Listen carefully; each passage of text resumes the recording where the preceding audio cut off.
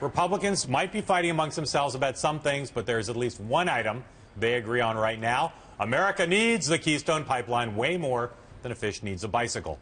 After a period of hawing and hemming, the White House finally said today that President Obama would veto the measure if it got to his desk. John, what risks for the president are cooked into this veto burrito? Well, first of all, whenever I hear the word burrito, all I can ever think of is burritos. Yeah, I mean, I'd really like a burrito right now. I don't think there's that much risk. I mean, look, he has been on a roll by being strong and sometimes wrong or right, but strong, strong, strong. In this case, he's been signaling for a pretty long time that he's going to veto this thing, and I think he's got to go all in on that. He's like to capitulate to Republicans right now would not strengthen his hand. It would hurt him with his base. I don't see any benefits of being weak now. I think he should be negotiating with them and trying to get a big energy package and saying, hold off, let's do a big deal.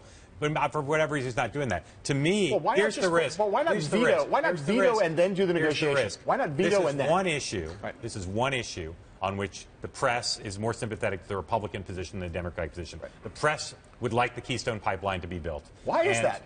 Why does the press care about the Keystone pipeline? The press wants the Keystone pipeline. I can feel it in my spidey sense. That means that the president runs the risk of not being more popular with the media, which plays a big part in how Washington goes, than the Republicans. I think the press likes strength, and I think the president in this situation right now, he vetoes this. If they sustain the veto, he can come back and negotiate a climate bill or an energy bill that is more on his terms than if he capitulated right now and angered his own base and would be weakened going forward. The interesting question for me, total inside and process question is, with this veto threat now, does that make it less likely that Democrats don't filibuster or can't sustain a veto if he vetoes? In other words, does the president now, by taking this on, take the pressure off Democrats in the Senate to not hang together?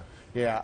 I don't know the answer to that question. Ooh, deserving of further study. I'll tell you one other thing about this is I really don't know. The Republicans now are going to go full steam ahead. Yes, there's no doubt about that. The question is now, their hand is a lot stronger if the president vetoes a bill with substantial Democratic support. I think part of why he did this today was to say to Democrats, don't get on board, make this a partisan fight.